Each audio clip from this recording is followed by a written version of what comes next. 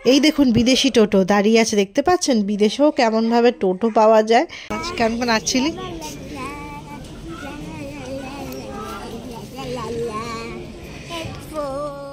Hello everyone, আমি বিপাশা চলে এলাম নতুন একটা ব্লগ নিয়ে। আমার ব্লগে আপনাদের সকলকে স্বাগত। যারা আমার ব্লগ দেখতে ভালোবাসেন তারা অতি অবশ্যই আমাকে ফলো করবেন এবং পাশে থাকবেন। যারা ইউটিউব থেকে দেখছেন তারা সাবস্ক্রাইব করতে অবশ্যই ভুলবেন না।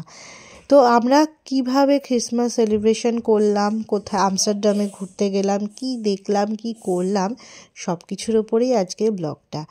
দেখুন, আমরা কলকাতাতে অনেক পার্ক স্ট্রিটে যাই, বা যারা, আমি যাই না, মানে যারা যায়, বা অনেক জায়গাতেই অনেক রকমভাবে সেলিব্রেশন হয়। কিন্তু এখানে কেমন হয় চলুন আমার চোখ দিয়েই আপনারা দেখে নেবেন এখানকার সেলিব্রেশন।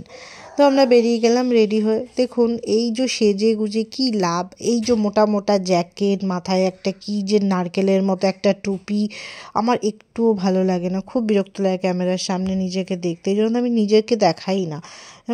সাজা গোজার পরে এরকম শীতের পোশাক পরতে ভালো লাগে বলুন? তো যাই হোক, বেরিয়ে পড়েছি। এখন বাবা ছেলে একসাথে বেরোয়, আর ক্যামেরার দিকে দেখলেই ওর ওই মুখের জিভ ঠিপ ভেঙানো শুরু হয়ে যায়। আর আমি সবসময় শুনলাম, আমি যে ব্লগ করি না, ব্লগে আপনারা মানে শুধু দেখছেন কিন্তু ক্যামেরার পিছনের ঘটনা কেউ দেখেন না। মানে সেজে আমি কি যুদ্ধ করে ভিডিও করি। তো রাস্তা দিয়ে যাচ্ছি, আমরা যেখানে থাকি সেটা হলো আমস্টারভিন শহর, সেখান থেকে আমরা আমস্টারডামের দিকে যাচ্ছি। তো রাস্তা দিয়ে যখন যাচ্ছি ভাবছিলাম বসে বসে, ইস কি সুন্দর নলেন গুড়ের পায়েস, রসগোল্লা, মোয়া সব মিস করে গেলাম। শীতকালের এই খাবারগুলো না আমি এবং আমার হাজব্যান্ড দুজনেই খুব মিস করছি। সত্যিই আমরা খুব মিস করছি, গতবারেও করেছিলাম, এবারেও করছি। এই রাস্তাগুলো দিয়ে যখন যাই না, আমার খালি মনে হয় যে আমি কি এই রাস্তাগুলো দিয়ে গতবারে এসেছিলাম। খুব চেনা চেনা লাগে, নানান রকম জিনিস ভাবিস যদি বাবা মাকে দেখাতে পারতাম, বা এই রাস্তাগুলো মানে নিজের আপনজনদের সাথে হাঁটতে পারতাম, বা গতবারে কি রিতমের সাথে আমি আমার হাজব্যান্ডের সাথে কি এই রাস্তাগুলো দিয়ে হেঁটেছিলাম। সব ভাবতে ভাবতেই আকাশ পাতাল ভাবতে ভাবতেই পৌঁছে গেলাম। দেখুন এখানে আসার পরে দেখছি বৃষ্টি বৃষ্টি, এই বৃষ্টির মধ্যে মানে জানি না কি বসবে কি হবে। এবার এসে দেখছি করোনার পরে সব কিছুই চেঞ্জ হয়ে গেছে। এখানে এসে দেখলাম এখানে কি যেন ভিড় করে লোকজন দাঁড়িয়ে কী সব করছে, ইয়াং জেনারেশনরা, মানে অল্প বয়সী ছেলে মেয়েরা। তার হাজব্যান্ড গিয়ে দেখে এলো যে কেউ এই বছরে যেহেতু শেষ হয়ে যাচ্ছে, এই ক্রিসমাস ট্রিয়ের মধ্যে ওরা কিছু একটা উইশ লিখে টাঙিয়ে দেবে। ওই আমাদের ঢিল বাঁধার মতো ব্যাপার, যে আমাদের মনস্কামনা পূরণের জন্য আমরা মন্দিরে মন্দিরে ঢিল বাঁধি না, এরমই ব্যাপারটা।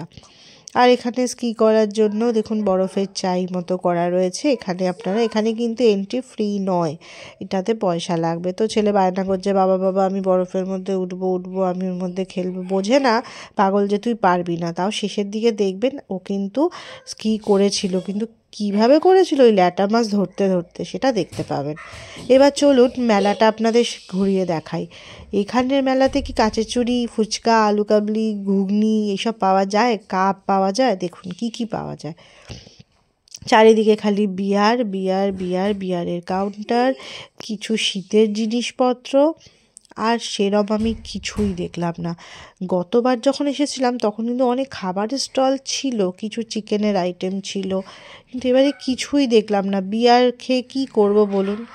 যেতে যেতেই হঠাৎ দেখছি একটা টোটো দাঁড়িয়ে, ঠিক টোটোর মতো দেখতেন না? দেখুন আমাদের কলকাতাতে যেমন টোটো পাওয়া যায় ছোট ছোট শর্ট ডিস্টেন্সের, এখানে সেরকম পাওয়া যায় না। কিন্তু এই আমস্টারডামের দিকটাতে এরকম একটা দুটো ছোট ছোট গাড়ি দেখতে পাবেন। এই দেখুন আরেকটা দেখা যাচ্ছে। আর রাস্তায় যে গান গাইছে মেয়েটি দেখলেন, খারাপ লাগছিলো ভিডিওটা করতে। তো এখানে এরমভাবেই বলতে পারেন অর্থ উপার্জন করে যারা খুবই গরিব হয়। তো আমরা আমস্টারডামের দিকে যাচ্ছি, যেহেতু ওখানে আমরা রিস মিউজিয়ামে কিছুই দেখলাম না। তো যেতে যেতে এখানকার না ক্যানেলগুলো খুবই সুন্দর, আপনারা দেখবেন আমস্টারডামের ক্যানেলগুলোই কিন্তু সব থেকে সৌন্দর্য, মানে এটাই। আর বাড়িগুলো দেখুন, ঠিক ওই ফ্রিজের যে ম্যাগনেটগুলো আমরা লাগিয়ে রাখি ঘুরতে এলে, যে ছোট ছোট আমরা শোপিস বা বিভিন্ন যে সোভেনিয়ারগুলো নিয়ে যাই, ওই রকমই বাড়িগুলো।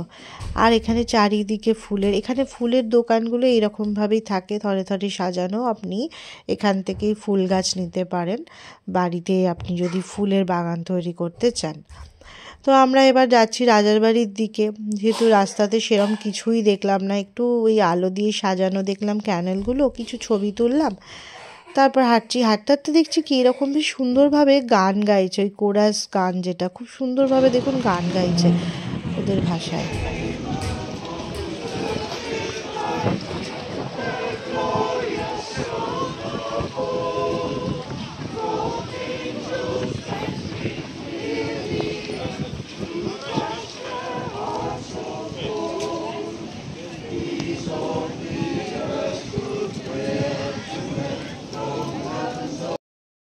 কিছুক্ষণ দাঁড়ানোর পরেই যথারীতি ভাল লাগছিল না, বোর ফিল করছিলাম, তো আমরা রাজার বাড়ির দিকে চলে গেলাম। তো ওরা চলুন রাজার বাড়ির সামনে গিয়ে দেখাই যে আজকে এখানে কি হচ্ছে। এসে দেখলাম ওই যা লাইট লাগানো, ক্রিসমাস ট্রি রয়েছে, আর সব থেকে বড় কথা এখন রোজই প্রায় ঝামেলা চলছে, ওই প্যালেস্টাইনের যে প্রোটেস্ট করা ওই সব নিয়েই চলছে ঝামেলা। তো ওরাও দেখলাম একদিকে মিছিল টিছিল বের করেছে, এইসব করছে, আর মানুষজন ছবি তুলছে, এই আর কিছুই পেলাম না। তো খেতে শুরু করে দিলাম, ফ্রাইস খেলাম আমরা, এখানে এই ফ্রাইজই, আমরা ওখানে বেরিয়ে ফুচকা খাই, এখানে সবাই ফ্রাইস খায়। তো আমরা ফ্রাইস টাইস খেলাম, একটু কিছু ঘোরাঘুরি করে বাড়ি চলে এলাম। আর আসার আগে ছেলেকে একটু স্কি করাতে নিয়ে গেলাম আমস্টালভিনেরই একটা ছোট্ট উইন্টার ভিলেজ, যেখানে এখন ফাঁকাই ছিল।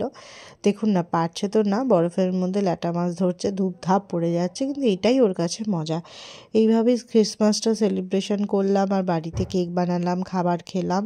ব্লগটা এখানেই শেষ করছি, ভালো থাকবেন, সুস্থ থাকবেন, মেরি ক্রিসমাস সকলকে, নেক্সট ব্লগে আবার দেখা হবে।